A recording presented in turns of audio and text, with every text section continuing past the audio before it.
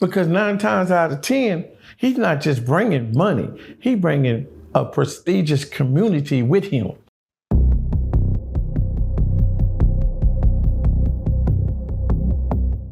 So let me ask you that in regards. Young Karmelo did not take the stand. He didn't speak on the behalf of what happened. You know, technically it's either him and Austin can speak or the brother Hunter, who didn't take the stand. Mm-hmm.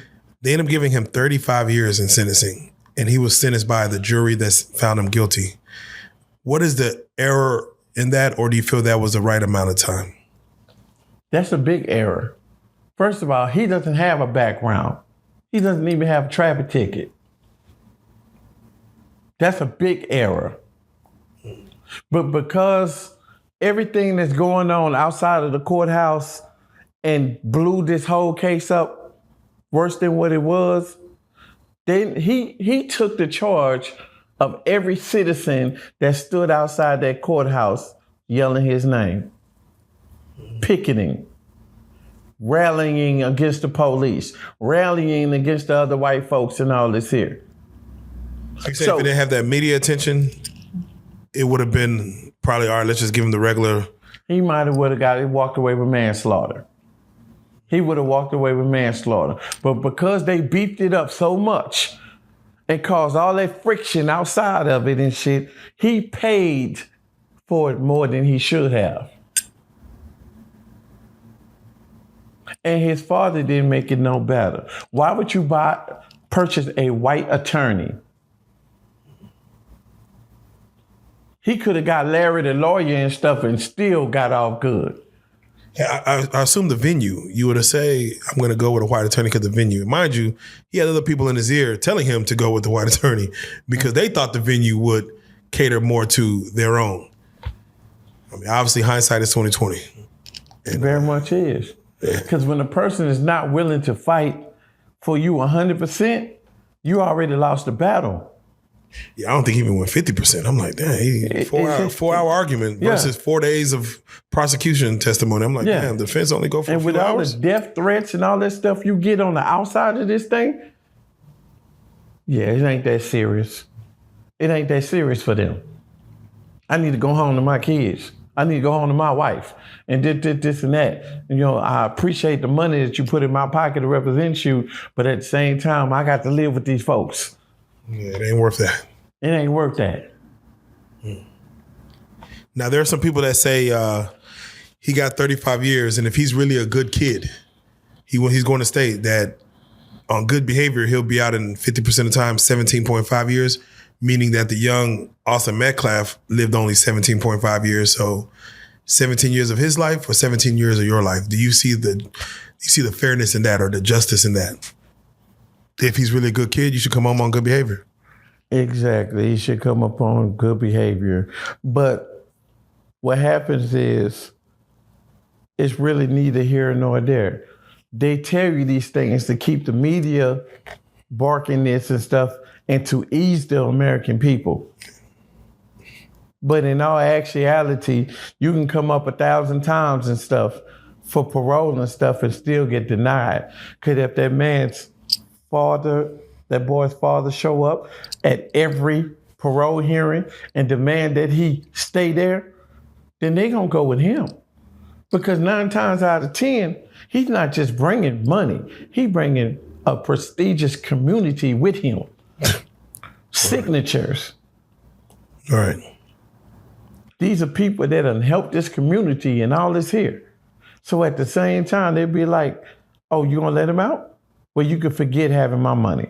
You can forget having my vote. This is all the stuff that they're looking at. Ain't nobody looking at wrong or right and what the real evidence and facts are. How is this gonna turn out, not just for this young boy, but for me, for us as attorneys, lawyers, judges, and all this in the near future? Basically, yeah, we got to rerun. We got to These are my constituents that's got elected me into this goddamn position. Exactly. People don't pay attention to stuff. It's a bigger play. It's a bigger play at bait every time.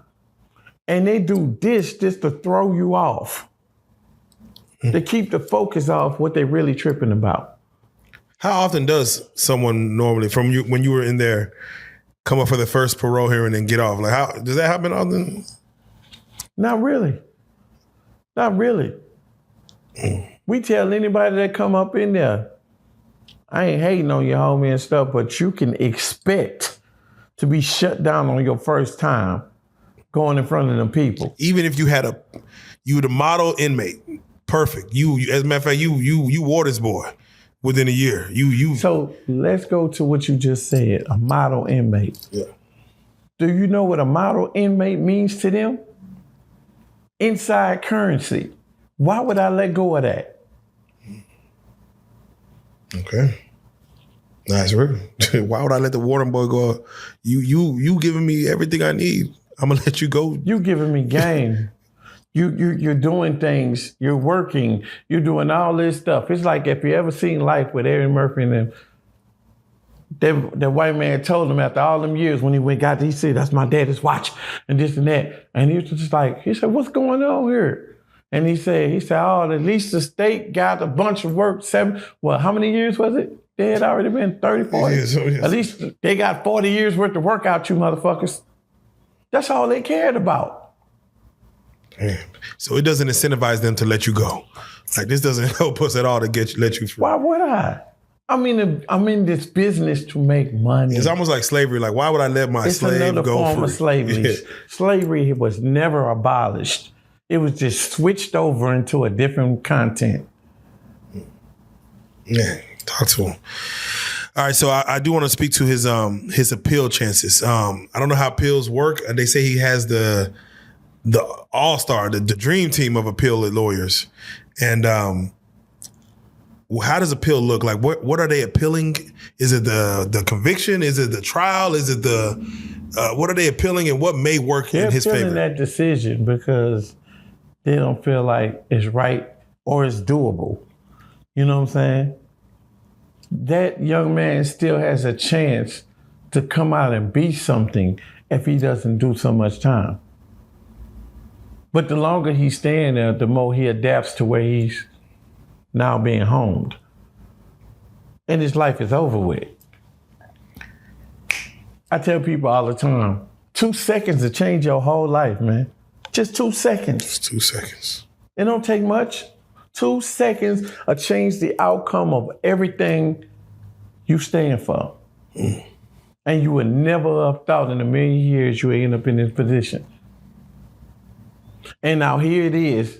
It's like I told you one before in one of the podcasts about the little homie and stuff. We had a riot.